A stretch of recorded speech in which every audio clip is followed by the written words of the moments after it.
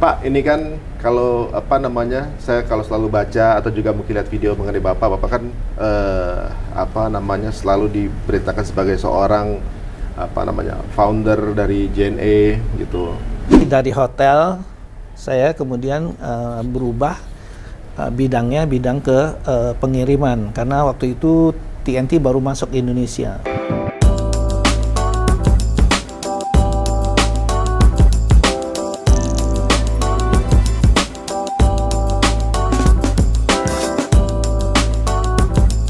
Assalamualaikum warahmatullahi wabarakatuh, teman-teman semua. Alhamdulillah nih, hari ini kita punya tamu yang sangat luar biasa sekali, apalagi untuk teman-teman yang demen belanja, gitu ya. Ketika teman-teman demen belanja, kemudian pengiriman, tahu nggak sebenarnya salah satu yang terbesar atau juga mungkin salah satu yang senior ini diprakarsai oleh seseorang yang kita mau dengar ceritanya. Oke, langsung aja kita ketemu dengan Pak Johariza. Assalamualaikum warahmatullahi wabarakatuh, Pak. Waalaikumsalam warahmatullahi wabarakatuh. Sehat, Pak? Alhamdulillah sehat, alhamdulillah sehat. Sekarang berarti usia udah berapa, Pak? Saya usianya sekarang sudah 68. 68. Masih remaja. Wah, remaja sih. Sehat, Pak. Ini kan kalau selalu baca atau juga mungkin lihat video mengenai Bapak kan apa namanya selalu diberitakan sebagai seorang apa namanya founder dari JNE gitu. Kemudian banyak bersedekah gitu, Pak. Tapi saya tuh penasaran sama awal muasal Bapak. Apakah ada butuh perjuangan khusus atau juga mungkin memang terlanjur kaya gitu, Pak? Iya, alhamdulillah ya. Jadi kalau di ceritanya saya kelahiran di Kota Medan. Dari orang tua yang keturunan Chinese waktu itu. Memang sejak kecil kita dididik tidak dalam kondisi berada.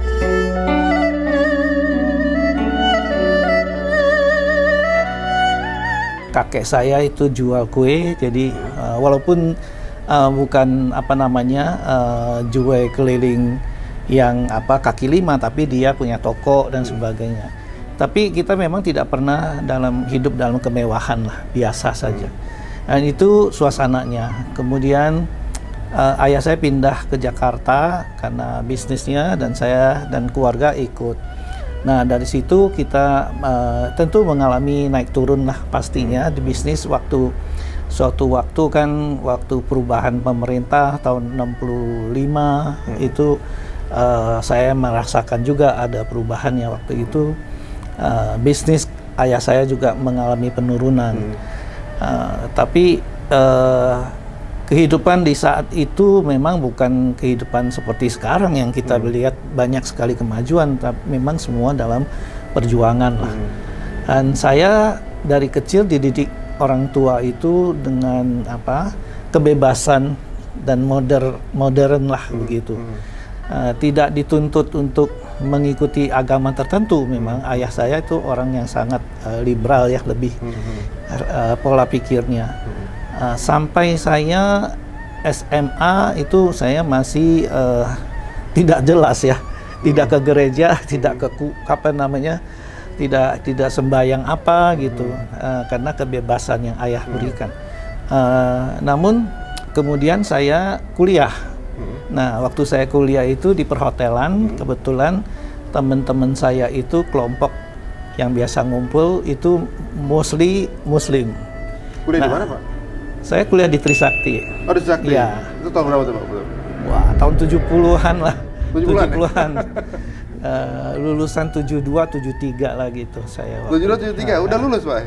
Lulus waktu itu. Waduh. Jadi waktu kuliah itu, karena teman-temannya kebanyakan Muslim, ya tentu saya jadi mengikuti ya kebiasaan-kebiasaan sholat 5 waktu dan sebagainya. Oh, belum menjadi seorang Muslim, tapi udah ikutan sholat gitu? Iya, saya nggak ikut sholat, tapi mengetahui waktu sholat dan terbiasa ya dengan kehidupan seperti itu. Jadi bagi saya ya Islam bukan sesuatu yang aneh lah, yang asing gitu ya.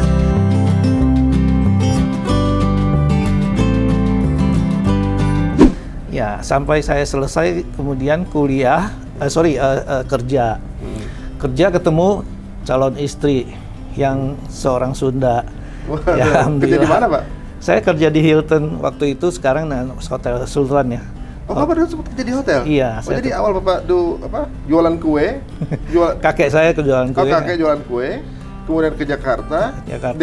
Di Jakarta itu saya pernah bikin majalah sekolah untuk jualan di sekolah. Oh, jual majalah sekolah zaman di SMA berarti? SMA, SMP, SMA. Oh, jadi produksi majalah sendiri, nulis gitu? Iya, ngetik. Dijual lagi di sekolah? Iya. Awalnya itu? Alhamdulillah, itu ya memang mungkin ya entrepreneurship-nya sudah ada terbentuk dari kecil gitu ya. Iya, karena mungkin lihat kakek juga bisnis, kemudian kemudian habis kuliah ya langsung kerja karena lulusnya lumayan bagus lah. Padahal SMA-nya jelek sekali. Tapi kerja di hotel? Saya kerja di hotel karena lulusan hotel. Oh, sebenarnya Pak Johari ini lulusan hotel? Saya lulusan oh, bukan, nggak ada hubungannya sama startup apa segala macam awalnya dulu gitu? Belum lah, di zaman itu belum ada startup ya. Jadi memang saya kuliah di perhotelan karena kakak saya mau jadi dokter waktu itu. Jadi saya kuliah di tempat yang bisa cepat bekerja dan bisa menghasilkan. Jadi pola pikirnya memang begitu. Jadi kerja di hotel 4-5 tahun di situ. Ketemu istri di situ? Ketemu istri di situ. Oh, itu tahun berapa tuh Pak? 80-an lah. 80-an ya? Ya, lulus dari situ saya kerja di TNT, perusahaan pengiriman waktu itu. Oh, yang internasional ya? Jadi dari hotel, saya kemudian berubah bidang ke pengiriman. Karena waktu itu TNT baru masuk Indonesia. Belajar dari situ juga. Oh, jadi inspirasinya ketika justru di TNT ini? Betul, jadi di mana kita kerja, kita belajar ya. Kemudian di pengiriman saya juga belajar hal baru ya di zaman itu, bahwa pengiriman Jakarta Singapura bisa next day gitu kan, Jakarta London bisa next day melalui perusahaan asing yang tempat saya kerja itu. Sementara perusahaan Indonesia Jakarta Medan bisa 2-3 hari, padahal deketan Medan harusnya. Anyway, dari situ timbul keinginan bahwa kenapa ya mesti orang asing yang bisa melayani pengiriman dengan kecepatan yang lebih bagus, harga malah lebih tinggi waktu itu. Karena dulu udah ada pos, Pak? Kenapa? Dulu kan ada dulu satu-satunya jalan kirim ke luar negeri pakai pos. Pakai pos ya? Iya. Kalau lokal juga ya? Lokal dulu? Lokal ya pasti, tapi kiriman luar negeri satu-satunya di zaman 1980-an itu kantor pos. Jadi para pengusaha kita yang mau kirim surat ke luar negeri dengan kantor pos. Tapi kan quality-nya ya mohon maaf ya. Servisnya lebih bersaing yang TNT ini? Iya, waktu itu TNT malah sudah menjamin. Di zaman itu hanya ada DHL dan TNT. Belajar dari TNT, kebiasaan mereka, bagaimana membuat manifest, bagaimana custom clearance dan sebagainya. Kepikiran kenapa bangsa kita nggak bisa, padahal yang ngerja kita juga ya.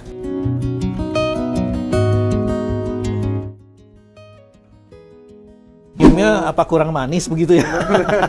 Jadi tapi di situ belajar sistemnya ya? Di situ saya belajar sistemnya, terus saya pikir, why not kita bikin juga. Nah, 5 tahun saya di TNT, alhamdulillah sudah dapat banyak ilmu, keluar saya bikin untuk perusahaan sendiri. JNE itu? Belum. Namanya apa? Namanya Pronto. Belajar, kemudian networkingnya ke luar negeri dengan teman-teman yang ada di Singapura, Hong Kong, dan sebagainya. Dari situ kita mulai menawarkan quality service sama dengan DHL waktu itu, kiriman ke luar negeri. Lumayan masih juga banyak yang menggunakan service kita juga bisa same day ke Singapura, ke London. Tapi karena masih muda, biasa itu cobaan lah, kita mungkin ada kekurangan di sana-sini. Akhirnya perusahaan yang saya bangun sendiri itu terpaksa saya jual karena cash flow-nya tidak muter. Saya mengerti operation, mengerti marketing, tapi kurang canggih lah di sisi financial. Di situ kekurangannya. Tapi biaya sekolah ibaratnya Pak? Belajar. Dari situ perusahaan akhirnya dijual ke orang Singapura. Saya masih tetap kerja, masih belajar. Yang saya tambah ilmunya adalah membangun networkingnya di Indonesia. Karena cabang kan tidak hanya di Jakarta. Kita belajar letak kekuatan ekonomi marketingnya di mana. Akhirnya belajar di Pronto. Setelah cukup waktu saya keluar, saya bikin CNA. Tahun berapa tuh, Pak? Tahun 90. Nah ini menarik nih teman-teman ya. Tahun 90, Pak Johari udah punya ide, gara-gara kerja di perusahaan TNT tadi, kemudian punya ide untuk bikin itu tahun 90 pada saat belum seperti sekarang nih orang belanja online. Sekarang kan udah ibaratnya dikit-dikit online gitu kan. Iya.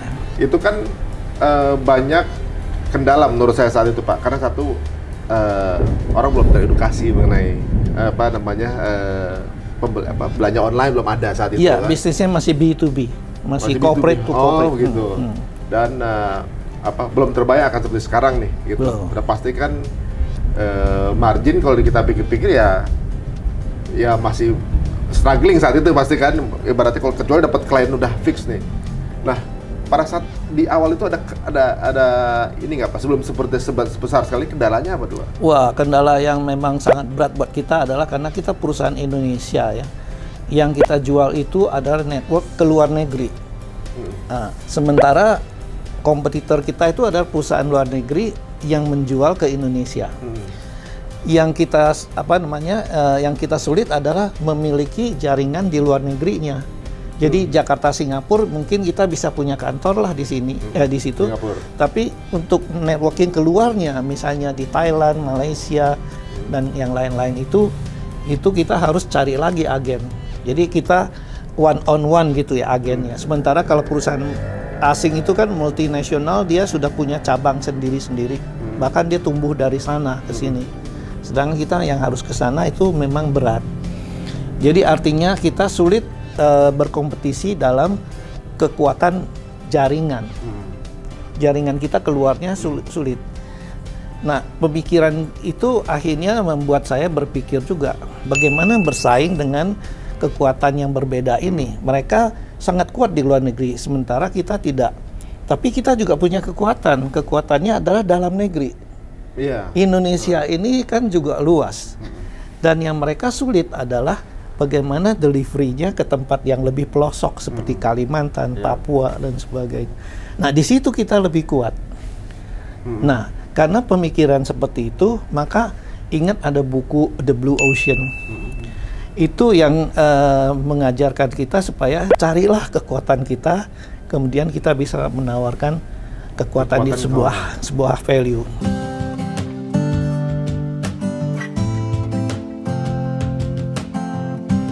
Jadi instead of saya jualan ekspor, saya jualan import. Jadi kiriman yang saya tawarkan tentu ekspor saya juga jual. Yang mau kirim ke Singapura saya juga bisa kirimkan. Tapi yang saya fokuskan promonya adalah kemana kamu mau kirim ke Indonesia, saya bisa antarkan. Oh, menarik tuh. Jadi instead of dari sini ke sana, saya menjual dari sana ke sini. Jadi gado-gadonya dari luar. Nah, gado-gado ini yang menjadi cepat delivery-nya karena saya punya jaringan bersama titipan kilat. Oh, jadi agak sedikit twist ya. Awalnya mindset-nya mau keluar. Tadinya. Justru malah besarnya adalah jadi solusinya mereka untuk jadi penetrasi ke dalam. Iya. Oh, gitu. Nah, itu mulai kemudian terasa masa depannya ini cerah nih kayaknya. Itu di tahun-tahun keberapa, Pak? Ya, alhamdulillah dengan modal seperti itu ternyata memang bahwa peta pasar di luar sana itu tadinya hanya menggunakan pemain-pemain yang sudah ada seperti DHL, FedEx, TNT, dan UPS yang hanya pilihannya tertentu.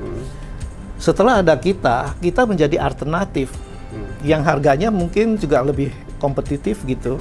Sehingga gado-gado ini rupanya juga mangkok besar gitu ya. Jadi kita bisa membawa barang cukup banyak, tidak saja hanya kiriman kurir yang small parcel, tapi juga kargo besar seperti project. Nah, project itu kontainer. Nah, kontainer juga bisa kita custom clearance. Nah, di situ dalam bentuk valuta asing gitu. Jadi kan tahun 90-an itu kan masih berapa ribu $1. Cost kita kan rupiah, kita tagihnya dolar kan. Iya. Begitu ada krisis, dolarnya naik. Jadi alhamdulillah ada ini, ada margin, gitu ya? Ada margin lumayan.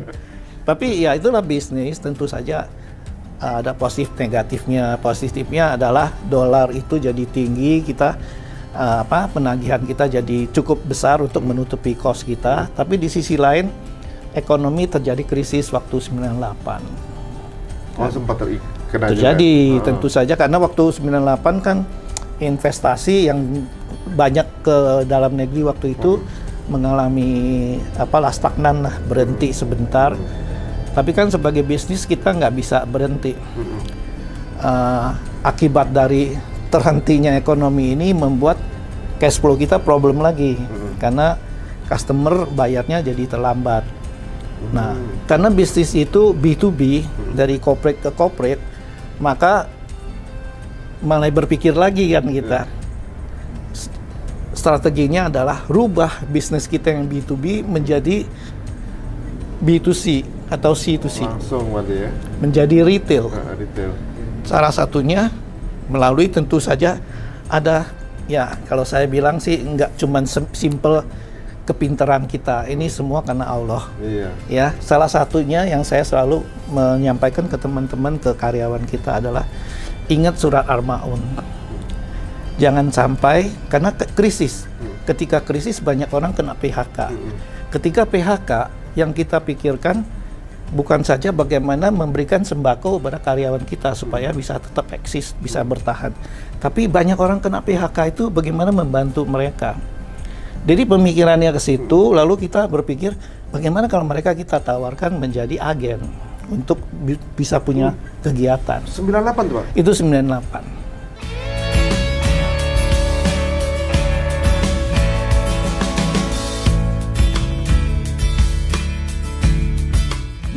Jadi malah bukannya ibaratnya kayak ketika dicoba perusahaannya, bukan kemudian yang bikin di perusahaan, tapi malah justru menawarkan solusi ke orang-orang untuk menjadi bagian. Betul, karena suasananya sih mungkin suasana seperti sekarang ini banyak orang kena PHK karena perusahaan itu mau menyelamatkan diri.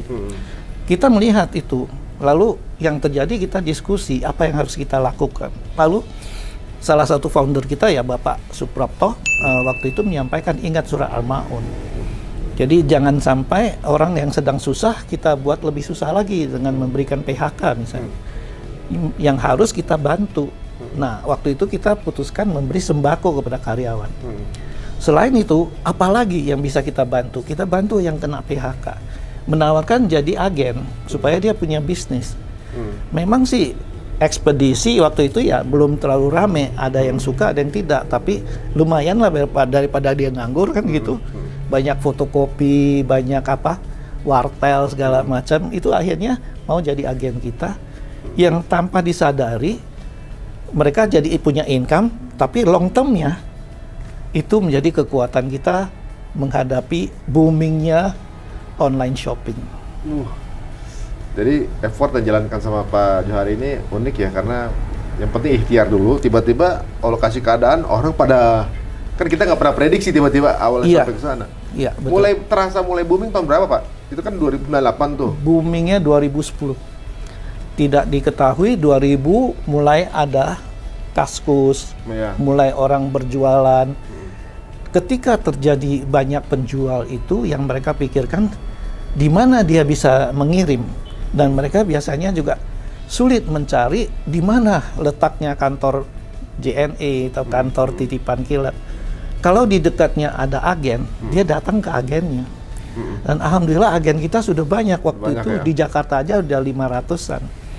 Disitulah mulai orang bergairahnya mulai menggairah. Yang mau menjadi agen ngantri sampai hari ini masih banyak. Sampai hari ini. Waduh, Masya Allah. Ini luar biasa nih. Jadi sesuatu yang mungkin dirintis di awal itu mungkin ya kita nggak tahu akan seperti apa, tapi dengan modal keyakinan aja, yakin banget ya akan jadi juga seperti sekarang ini. Ini saya penasaran nih Pak, sebelum sampai posisi ini, mungkin juga teman-teman ada di rumah yang lagi merintis karir gitu, entah kerja di perusahaan atau juga mau mulai buka usaha. Sepanjang hidup Pak Johari pernah nggak ngerasain terintimidasi? Intimidasi, kalau saya cenderung hidupnya positive thinking ya. Ya tentu saja apa ya, hidup itu pastilah tidak selalu di atas atau di betul. bawah ya. Buat saya memang ada masa-masa yang saya rasa berat mungkin ya. Tapi kembali lagi begitu menjadi seorang muslim, saya itu selalu meyakinkan diri saya itu bahwa segala sesuatu itu atas izinnya Allah. Baik atau buruk ya. Kalau buruk kadang-kadang itu malah lebih baik. Mohon maaf ya. Karena buruk itu langsung mengingatkan kan kita pada yang Maha Kuasa, memohonkan ampunan dan pertolongan.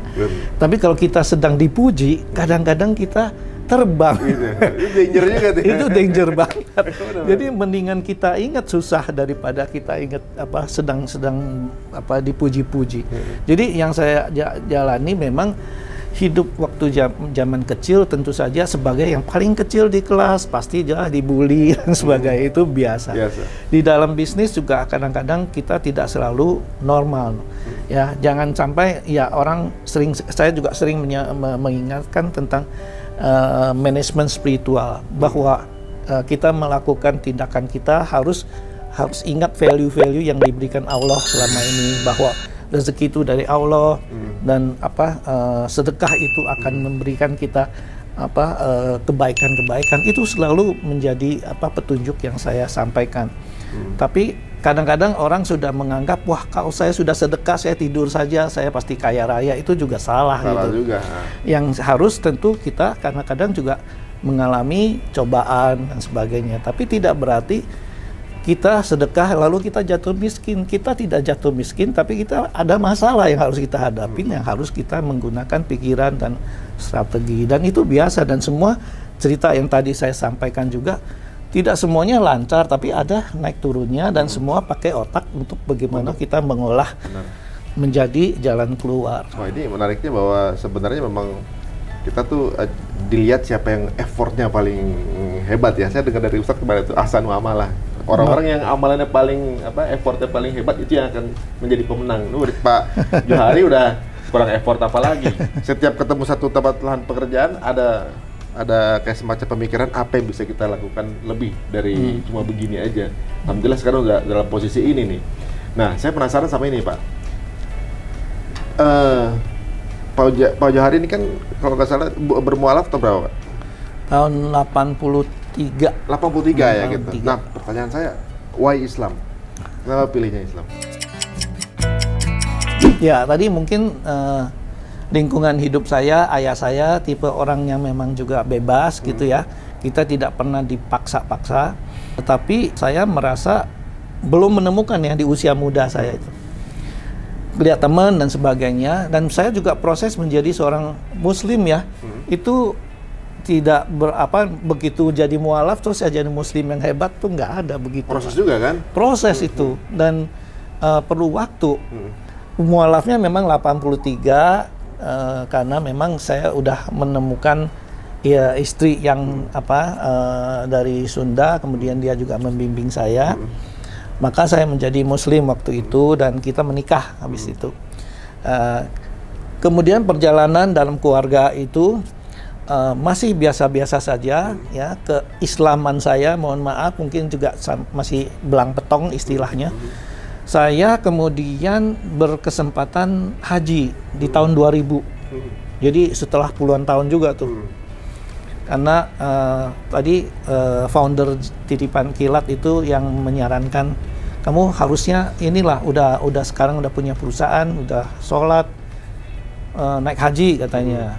Itu kan yang paling ini dari 5 belum dilaksanakan. Jika mampu, ini udah mampu banget. Harusnya kan gitu. Tapi saya bilang saya belum mampu. Sepertinya kurang ya. Tapi ya cobalah katanya. Kamu sholat kan udah bisa. Iya bisa sholat. Ya ke sana berangkat. Begitu saya di sana, saya melihat Jabal Rahmah. Jadi semua orang yang umroh dan haji pastinya melihat Jabal Rahmah.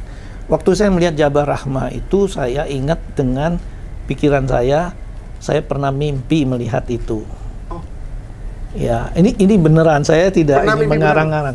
Jadi waktu saya mimpi itu SMP. Padahal saya waktu saya umroh saya udah kerja.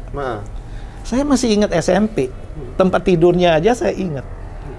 waktu saya masih tinggal sama orang tua saya. Jadi waktu SMP saya pernah mimpi melihat bukit di mana banyak orang naik ke bukit itu pakai baju putih. Waktu itu bayangannya itu baju ihram, naik ke sana. Itu pemandangan yang saya ingat saja. Begitu saya haji pertama kali nih, saya sampai ke sana, turun dari bus yang kita lihat kan itu bukit dan orang naik di atasnya. Saya masih merinding. Iya, itu beneran. Dan disitulah saya baru ingat, ini bener agama saya.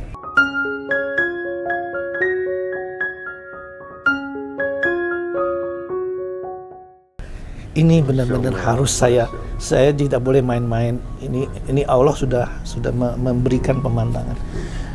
Dari situ boro-boro orang kalau kita umroh atau haji kadang-kadang balik ke Jeddah belanja dan sebagainya. Saya nggak belanja, saya di hotel sholat aja. Rasanya sedih aja kalau mau meninggalkan itu.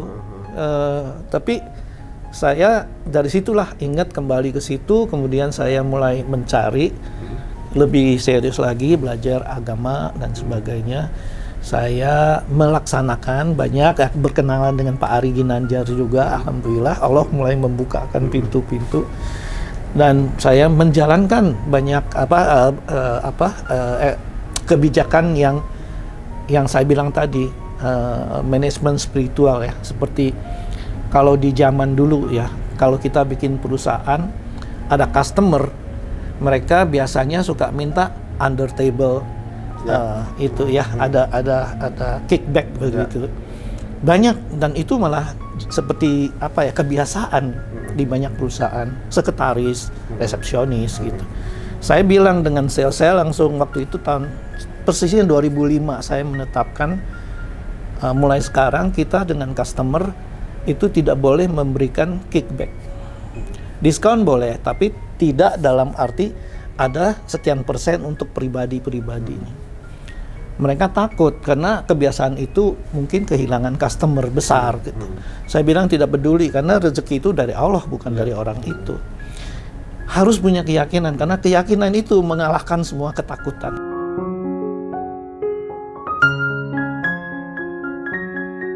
Jadi itulah yang saya jalankan. Mereka takut target nggak tercapai. Saya bilang tidak peduli. Sales manager saya ganti. Ya, mungkin direksi ada yang juga ketar-ketir gitu, tapi saya paksakan karena saya CEO, saya menentukan. Alhamdulillah tidak pernah target tidak tercapai. 2010 kita mulai menyentuh 1 triliun. Sampai sekarang. Pada saat itu udah lagi kebijakan itu mulai diterapkan? Mulai 2005 saya terapkan. Tentu dengan tendang kanan kan kiri, karena pasti ada yang tidak yakin kan, yang tidak yakin terpaksa saya harus ganti kepala cabang ini. Tapi dengan keyakinan itu saya tambah lagi, selain itu bukan itu satu-satunya, orang-orang perusahaan kita, kurir kita pun kita kirim untuk training di ISQ untuk meningkatkan keimanan. Karena keyakinan saya kalau satu keluarga hatinya lebih baik, rezekinya pasti lebih lancar.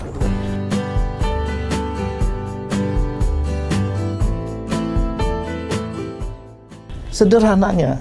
Nah ini kalau di perusahaan, kalau karyawan saya hatinya lebih baik, kan keimanan itu juga ada yang naik turun kan. Naik turun. Tapi kalau setelah dari ISQ, kalau saya merasa karena di situ kan diingatkan tentang Allah, Al-Quran dan sebagainya, itu pasti menaik.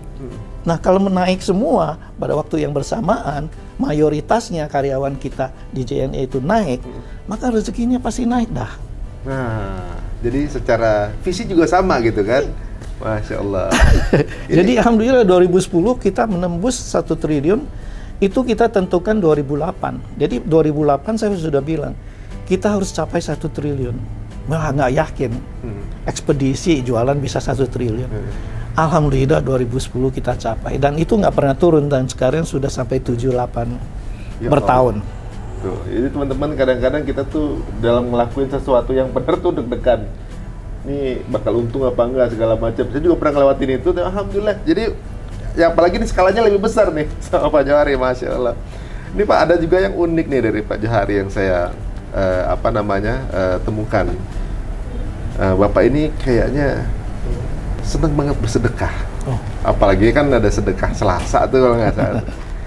Apa sih Pak, apa namanya, impact-nya ke Bapak sendiri dengan sedekah? Dan mulai tahun berapa tuh awalnya? Ya, sebetulnya yang tadi itu dari tahun 2000, 2005 mulai mempraktekkannya lebih serius.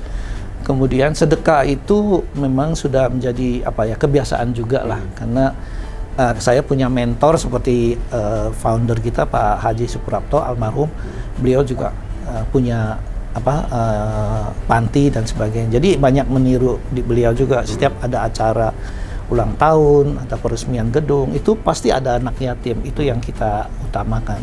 Nah, itu kebiasaan-kebiasaan, dan kemudian saya ingin menerapkan manajemen spiritual tadi itu. Jadi kebijakan-kebijakan itu kita sudah uji dulu dengan secara Quran ini baik apa tidak kan gitu. Nah, itu yang sudah kita jalankan, dan salah satu yang saya ingat adalah bisnis itu adalah komersial, biasanya yang kita kejar itu profit. Nah, rezeki itu yang memberikan tuh Allah. Nah, kita harus menjaga diri di depan Allah, jangan hanya mengejar dunia. Apa yang kita lakukan untuk akhirat. Jadi disitulah jaga keseimbangan. Sosialnya harus kita jaga. Nah, di sana saya juga selalu terapkan program-program sosial, belanja bareng anak yatim. Saya pernah makan bareng dengan anak-anak yatim waktu itu masih belum ada COVID. Makan di mall dengan anak yatim itu luar biasa. Mereka boro-boro bisa makan di situ, makan liwat aja sudah gimana gitu. Itu makan di dalam. Saya ajak makan di restoran gede di dalam situ. Saya siapin waktu itu, kebetulan memang ada dana yang kita siapkan untuk anak yatim itu 100 juta sambil keliling Indonesia. Setiap kota saya datang ajak anak yatim makan di mallnya. Sempat berapa kota tuh? Kota Batam, Medan, Jakarta, Bandung, Bogor, Surabaya, Semarang, Bali. Sebelum COVID itu ya? Belum. Sebelum COVID ya? Iya. Nah, sekarang ini kan kalau kita lihat justru makin banyak sebenarnya yang membutuhkan ini makin banyak nih. Betul. Nah, kalau di situasi pandemi ini outputnya apa jadi Pak? Wah, sekarang ini memang masih baru proses keluar dari COVID ya. Kalau menurut saya itu masih belum lepas betul. Saya merasa sebelum kita menghadapi cobaan dari COVID ini, sebetulnya saya sudah melihat ada hal-hal yang perlu kita siapkan seperti begini tadi. Menghadapi krisis di 98 itu yang mengingatkan kita itu surat Al-Maun. Ya. Dan itu maksudnya selalu kita dengan mengamalkan surat Al-Maun, alhamdulillah bisnis kita masih tetap eksis. Dengan COVID pun bisnis kita jalan. Alhamdulillah saya juga invest ke perusahaan satu lagi yang namanya Pexel, itu juga jalan. Jadi itu udah bersyukur banget. Nah, kedepannya kalau saya melihat keberhasilan waktu itu JNE dalam online shopping itu adalah sebuah jawaban sebelum pertanyaannya ada. Ya. Jadi begini, waktu itu kan belum ada online shopping, tapi yang saya bangun jaringan. Udah disiapin dulu. Siapa yang memberitahu itu? Allah yang beritahu, saya tidak tahu. Oh, jadi kenapa Bapak ngelakuin ini? Terinspirasi kok ada ide itu gitu? Iya, itu jawaban dari pertanyaan yang belum ada. Pertanyaannya bumi ya, tapi jawabannya dari Allah sudah tahu.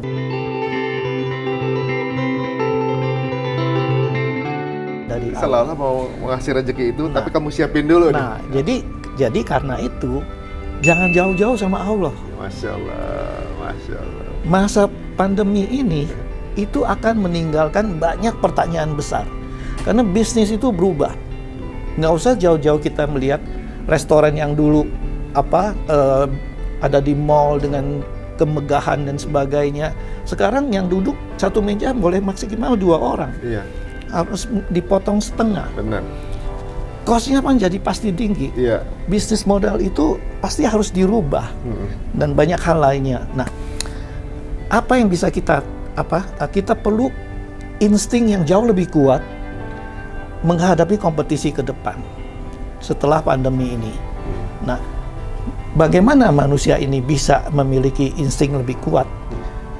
Maka saya ingat surat An-Nahl ayat 78. Di situ dikatakan Allah itu mengizinkan kita dilahirkan dengan pendengaran, penglihatan, dan hati nurani supaya kita bersyukur. Ini sederhana. Mungkin banyak orang merasa, oh saya sempurna, saya bersyukur, titik selesai, alhamdulillah. Tapi sebetulnya yang dimaksud bersyukur itu, kalau kita bersyukur, Allah akan melipat gandakan. Maka sering-seringlah bersyukur kalau kita punya mata, kalau kita punya telinga, dan kita punya hati. Semakin sering kita bersyukur, semakin tajam mata kita, semakin tajam kuping kita, dan semakin mudah tersentuh hati kita. Dengan kemampuan itu, kita bisa dapat apa sih kebutuhan manusia the next.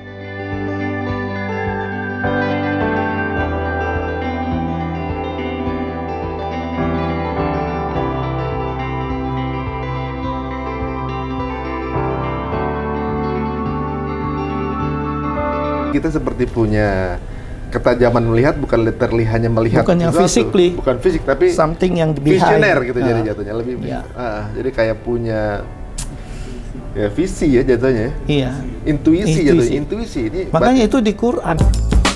Tapi Pak, ini secara jujur nih Pak ya, saya juga penasaran. Tadi saya sebenarnya pengen nanya, setelah saya tanya mengenai why Islam, saya penasaran sama Bapak tuh, ketika masuk Islam bukan tambah susah Pak? Maksudnya kan ketika masuk Islam tuh, maksudnya kisah sehari gini, ini haram, itu haram gitu misalnya kan, banyak yang nggak boleh segala macam. Kaget nggak Pak? Wah, ini banyak apa namanya, banyak yang diharamin nih, harus sholat, capek banget ini, jam segini sholat lagi gitu kan, apa segala macam. Itu ada ritual-ritual yang keluar dari kebiasaan. Kalau saya pribadi sih tidak ya, saya merasa itu rutinitas yang biasa, dan yang susahnya mungkin buat saya karena saya memang dari awalnya tidak pernah sekolah pesantren, nggak pernah pengajian, jadi tentu menghafalkan doa itu ya agak perlu waktu ya, tapi tidak membuat saya susah karena baca doa kalaupun belum bisa kan paling dua dulu gitu kan. Dan yang penting kan lafalnya udah benar dan sebagainya, itu tidak terlalu sulit. Bahkan ikut haji dan sebagainya itu tidak ada yang sulit ya sebetulnya. Makanya sebetulnya menjadi seorang muslim itu jauh lebih tenang ya kalau buat saya. Masya Allah. Kalau ada musibah pun, yang kamu ingat itu adalah sabar dan syukur. Sabar itu lebih ke duniawi. Sabar tidak berarti menyerah. Sabar itu ada ikhtiarnya. Tidak menyerah, maksudnya bukan berhenti, tapi tetap berusaha. Itu sabar. Ya. Dan sholat itu adalah minta sama Allah. Jadi kalau kamu berusaha dan minta terus, itu nggak akan kamu bisa kamu akan keluar dari masalahnya. Masya Allah. Sudah ada kuncinya, jadi tidak ada masalah buat kita. Benar-benar, luar biasa nih. Dan saya juga ngeliat Pak Johar ini bukan cuma kemudian jadi muslim aja, bukan, tapi saya lihat bahwa menjadi seorang yang bisa bergerak menjadi muslim yang bermanfaat untuk yang lainnya kan. Saya lihat ini seperti yayasan Pak Johar ini. Pak Johar ini kan punya misi untuk membangun 99 masjid gitu. Sedangkan banyak pengusaha yang memang sudah terlahir muslim belum tentu punya visi itu gitu. Kadang-kadang yang penting bisa survive dulu gitu. Kemarin saya habis wawancara foundernya rumah makan gratis. Dia menambah cabang ke-28. Sedangkan rumah makan yang berbayar aja pada tutup. Ini kan suatu keajaiban yang saya rasa. Luar biasa. Yang saya rasa kayaknya nggak ada di pola manusia gitu. Nah, kebanyakan banyak pengusaha yang nggak memiliki visi untuk ada kelebihannya untuk membangun rumah Allah gitu. Yang muslim maksudnya gitu. Tapi Bapak justru yang kemudian baru mengenal Islam setelah beberapa tahun kemudian, justru punya visi itu. Ini awalnya ide dari mana? Kalau membangun masjid itu saya memang mungkin dari sejak menjadi seorang muslim, tentu kita lagi berpikir ya apa yang bisa kita lakukan untuk Allah ya. Dan kita juga tahu tidak pernah cukup ya, rezeki yang kita terima itu luar biasa banyaknya. Tapi alangkah baiknya kalau memang kita bisa mempunyai program yang bisa juga menjadi apa ya, seperti persembahan untuk Yang Maha Kuasa yang penciptakan kita. Jadi kepikirannya waktu itu setelah umroh haji dan sebagainya, saya alhamdulillah beberapa kali bisa umroh. Ya. Jadi salah satu kali saya ke sana itu saya minta sama Allah, kalau boleh izinkan saya bangun satu aja masjid itu sebagai apa ya, tanda saya sayangnya ya, gitu. Jadi di situ pula saya mendapat jawaban. Allah bilang, jangankan 1, 99 juga bisa.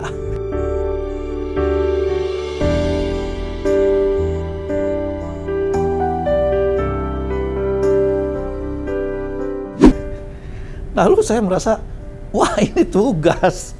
Jadi bukannya saya memang minta untuk bangun 1 masjid, tapi Allah malah memberikan menyarankan 99 pun bisa, bukan kan 1. Jadi makanya saya berani untuk bangun 99, umurnya 68. Tapi yang bismillah. Awal tahun berapa tuh, Pak? Itu tahun 2004-2005 saya masih ke sana. 2004-2005 tuh masjid pertama? Oh, bangunnya belakangan.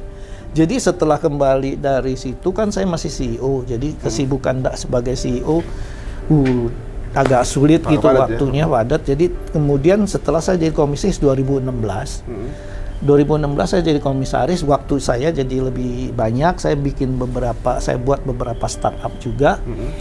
Semuanya punya niat-niat yang inilah, ada urusannya.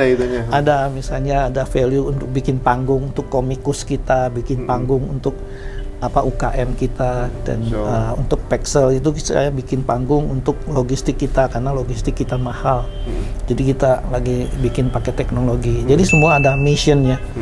Nah, kembali lagi itu semua komersial. Saya harus ingat harus ada sosialnya.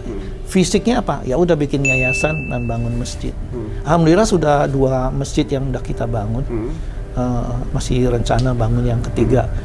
Tapi memang missionnya agak sedikit beda. Sebagai dermawan itu is up to you. Kita mau sedekah berapa itu bisa. Membangun yayasan atau foundation itu bukan tergantung kita, tergantung orang-orang. Ini adalah jembatan untuk masuk ke surga misalnya. Tapi masa saya masuk surga sendiri? Saya mesti nawar-nawarin.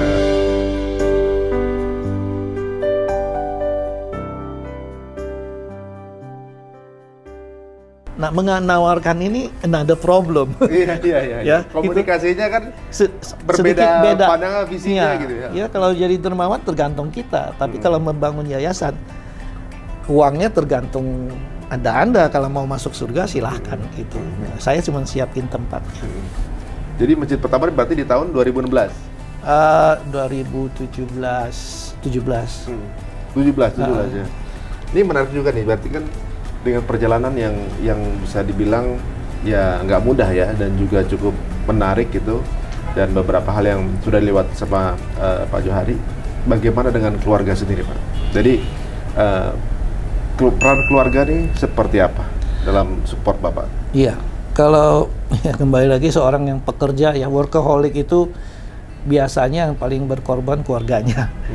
Karena kita ini 24 hours mungkin pulang itu hanya tidur 6 jam. Sebagian besar saya di kantor. Saya dari dulu orangnya begitu. Mungkin ada salahnya, tapi bagi saya ketika saya menjadi direktur, keluarga saya itu semua karyawan saya. Nggak cuma yang ada di rumah. Jadi ekonomi mereka saya pikirkan, kehidupan mereka, sejahteraannya jadi mikir. Dan kemudian saya jadi ketua asosiasi juga. Jadi menjadi semua orang pekerja di bidang logistik itu menjadi kepentingan saya gitu. Yang saya mikirkan bagaimana mengangkat harkat martabat mereka. Itu kan menjadi waktu-waktu yang harus saya selesaikan. Pikiran orang banyak gitu ya. Betul, sampai berjuang di DPR tuh merubah undang-undang perposan yang tadinya monopoli pos menjadi bebas gitu kan. Dan itu tahun berapa, Pak? Waktu saya menjadi ketua asosiasi tahun 2000-an. 2000 ya. Kalau nggak ada itu mungkin kita tuh Perusahaan-perusahaan yang ini nggak tumbuh sekarang. Dulu tuh kalau kirim bukan surat, dokumen itu dianggap surat, dan itu monopoli pos. Iya dulu. Itu masuk penjara urusannya. Oh dulu gitu? Pernah agen-agen titipan kilat di Bali dan sebagainya begitu. Tapi harus diperjuangkan karena realitanya customer itu lebih banyak percaya pada kurir daripada kantor pos. Itu kan udah realita. Lagi pula juga mungkin nggak bisa mencakup seluruh ini, kan butuh banyak tangan gitu. Betul, butuh kolaborasi. Betul. Yang tadi itu yang bisa lebih cepat dan sebagainya. Jadi begitulah keluarga. Setelah saya menjadi komisaris, baru ingat lagi bagaimana ya saya bisa ini. Walaupun hubungan kekeluargaan sih tetap baik, dengan anak-anak saya baik. Yang saya perlu tingkatkan, tentu mendidik mereka untuk melanjutkan perjuangan saya ini. Karena saya lihat banyak orang tua yang dia menjadi penjahit, dia ingin anaknya jadi penjahit. Kalau saya berbeda, saya menjadi penjahit, anak saya jadi punya toko gitu. Karena kalau dia jadi penjahit juga, dia nggak naik tingkat.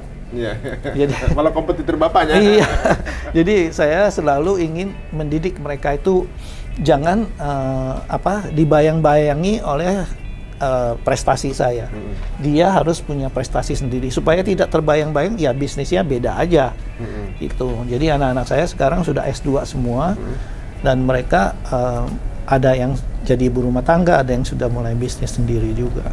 Soalnya ada beberapa pola yang mungkin saya dapatkan di kehidupan yang saya lihat di lingkungan saya gitu ya. Jika orang tuanya sukses, kebanyakan anaknya kan strugglingnya nggak sekuat orang tuanya. Kemudian tidak sukses orang tuanya. Betul. Nah, kebanyakan orang tuanya yang biasa-biasa saja atau ekonominya mungkin struggling, anaknya sukses. Iya. Karena anak itu harus struggle gitu kan. Betul. Nah, ini kan berarti kan yang di tempat Bapak sendiri bagaimana memaintain challenge buat anak-anak untuk terpacu di semangat berjuang ya kan. Dan perjuangan Pak Johari sendiri kalau saya lihat dari perjuangan nggak mudah semua.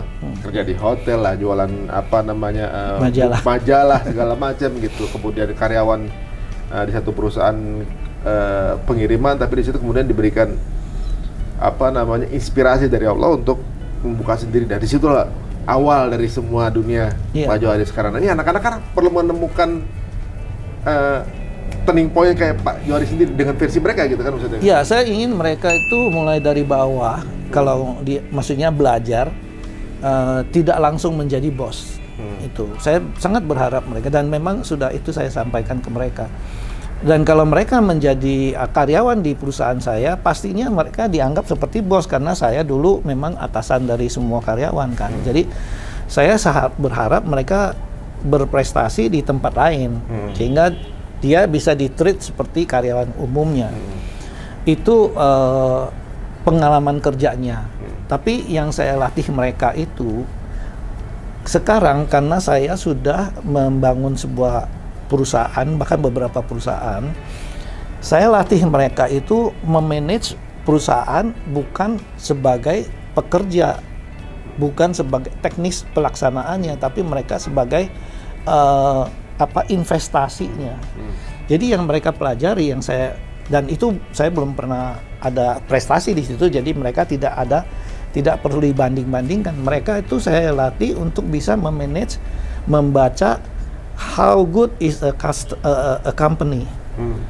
Jadi dia lebih melihat dari nilai sahamnya,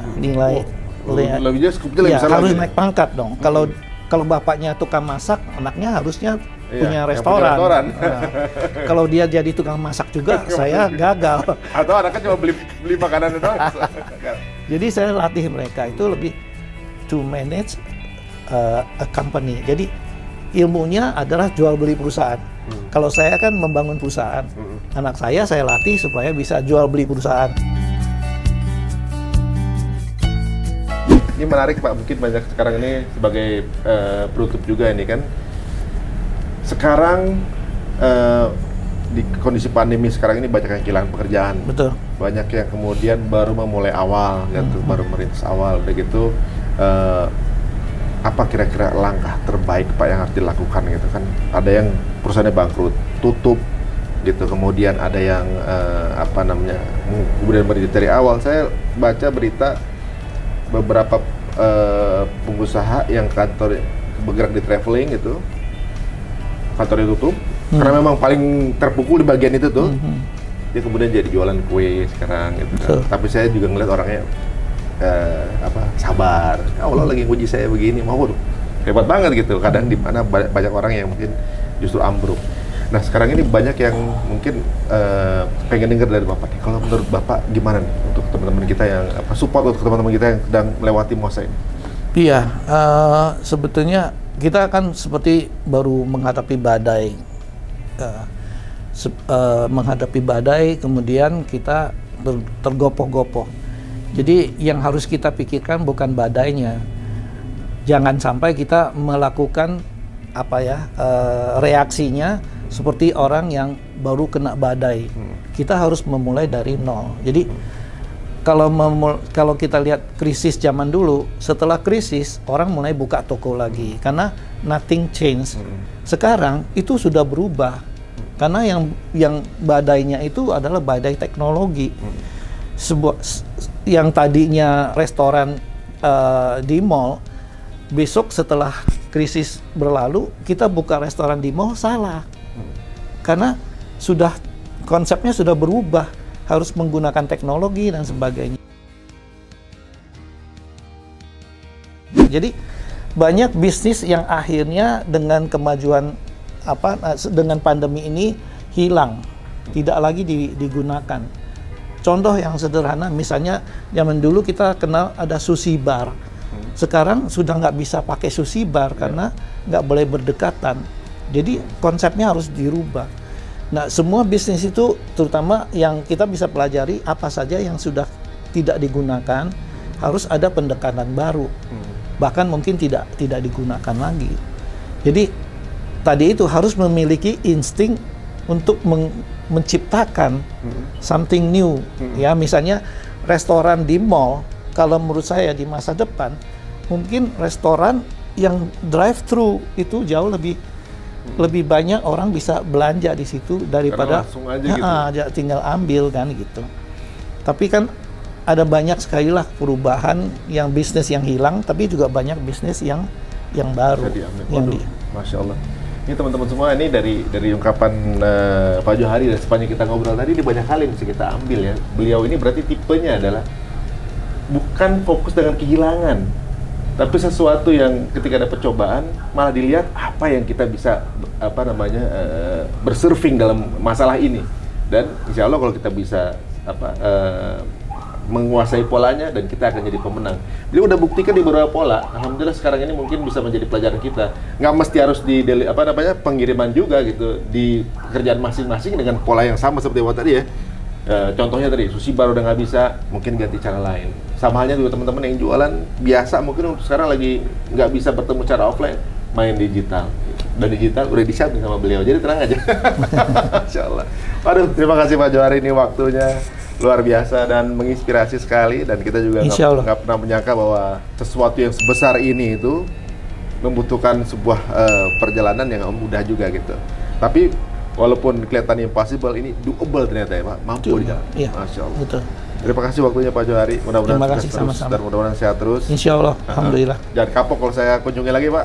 Ya, silakan. Iya, karena kalau kita masih Alhamdulillah, kalau masih diberi umur, tentu kita terus berkarya. Kalau kita berhenti berkarya, ya kita udah selesai dari pensiun. Pensiun juga nggak ada gunanya kalau tidak ada income ya. Benar juga ya. Dan Bapak sekarang ini udah semua didapat, punya masih ada ambisi apa gitu Bapak? Jadi yang belum? Ambisi masih banyak, maksudnya masih banyak. Kita kerja bukan untuk dapat tepuk tangan, kita kerja untuk menciptakan solusi.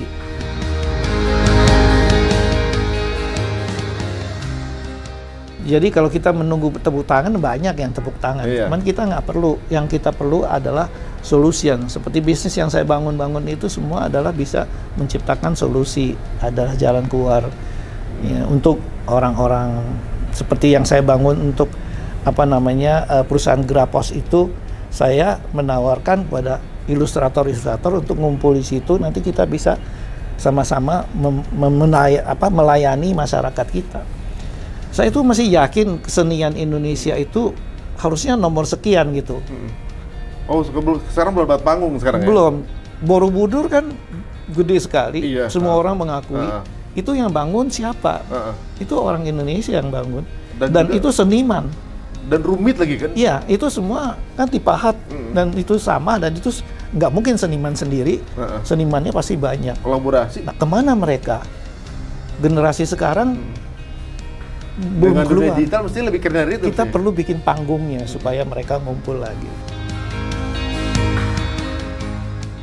Dapat lagi kita tambahan lagi teman-teman. Jadi tadi terakhir aja dapat lagi. Ini dunia lagi pandemi, berarti lagi masalah. Yang sukses bisnis itu yang menjadi solusi. Kita carikan solusi, itu akan jadi lancar. Benar juga ya. Orang nggak bisa meeting, ada Zoom, solusi. Orang nggak bisa beli, ada delivery, solusi. Nah, sekarang cari teman-teman di bidang kalian mana bisnis-bisnis yang kira-kira ujungnya adalah solusi. Insya Allah dapat jalan keluar. Ini nggak sengaja tadi ngomong Pak Johari ternyata ngasih insight juga buat kita semuanya. Aduh, Masya Allah. Jadi ibaratnya kalau udah mendekat kepada pemberi inspirasi, kepada pemberi rezeki, insya Allah intuisi akan terus ditajamkan. Insya Allah, insya Allah. Aduh. Jangan lupa bersyukur. Aduh, insya Allah Pak. Terima kasih nih nasihatnya buat kita, dan juga mudah-mudahan teman-teman mudah-mudahan bermanfaat. Jangan lupa untuk like dan subscribe juga, dan jangan lupa juga follow Instagramnya beliau. Coba boleh diperdengarkan Pak? Instagram saya Johari Jain.